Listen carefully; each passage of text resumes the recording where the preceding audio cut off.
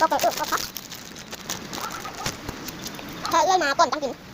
บายบายบายบายบาย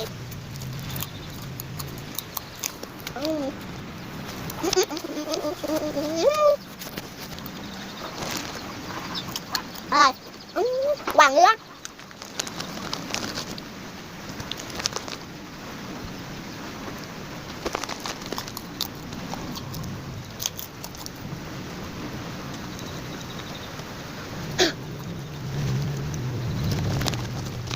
อร่อย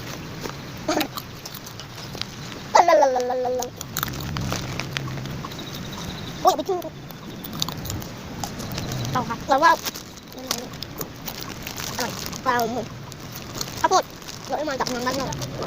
น้ำนี่กันเกนนะครับเกนโพดน้ำบายบายตาเรา